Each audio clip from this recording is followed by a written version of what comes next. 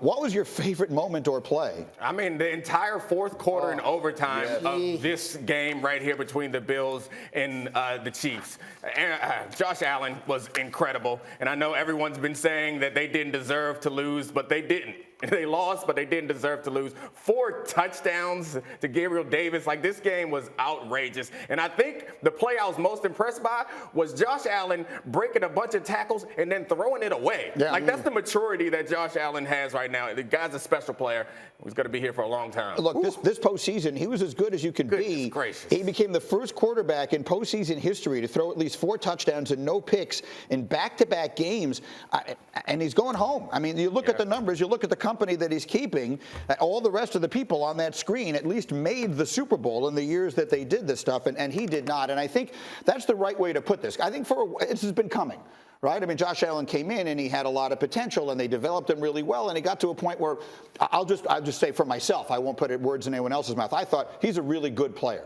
I was wrong. He's way better than I have given him credit for being. He right now he's as good as anybody. He may be on the verge of being the best player in the whole league. He did. I mean, they did the thing that all the coaches say that they're going to do and want to do. Right. Is turn a project into a Pro Bowler, a potential perennial All-Pro type player. They did it because I remember when he was drafted, I was like, he's not good. Then I watched the first couple seasons, like, yeah, he's not good. Then he had that great MVP level season, and I was like, man, this guy's pretty good. And now it's like, oh, is he the best? Like the distance that he's traveled, I don't think anyone has ever gotten that much better in that short of time. It's a credit to him, his self-awareness, and the team, the people there that are building around him and building him up. That's the reason that his offensive coordinator is about to be a head coach somewhere. It's an organizational success story. Absolutely, Chad. and he's worked his craft. And to your point, he has found ways to get better each season. He'll continue to do that. But when you watch him in the biggest moments, the game is slow for him. And whether that's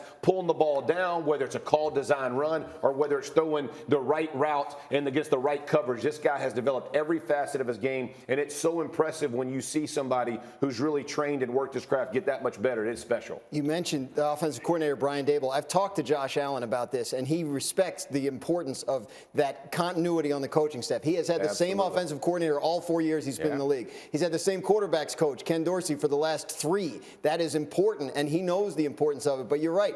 Brian Daboll could get a head coaching job. Their assistant GM is now the GM of the Giants. The defensive coordinator is going on head coach interviews. Buffalo has built something special that people want a part of, and Josh Allen is sort of the avatar of this. He did literally everything right on Sunday except call heads. If he calls heads, we're sitting here saying, can anybody beat the Bills the rest of the way? And maybe the other thing he could have done was say to his coach, hey, we should squib kick this with 13 seconds left. And the reason is you don't know that you get that opportunity back. Right. You know, because well, you are maybe too. I'm old enough to remember when Dan Marino played in the Super Bowl his second year. Right. And if I had told you then he's never getting back there, you would have laughed me out of the room. These things are not guaranteed. The coaching staff is going to break up. This was a golden opportunity with a quarterback playing better than anyone in the entire sport. And to let it get away, that is one you never get over unless you finally win the thing. He gave you the lead with 13 seconds left. Like, what else can you do? You know what happened? With 13 seconds left in the lead, Mike McCarthy said, this game's over. I did too. Like, anybody with good sense thought it was over. This is as brutal as it gets.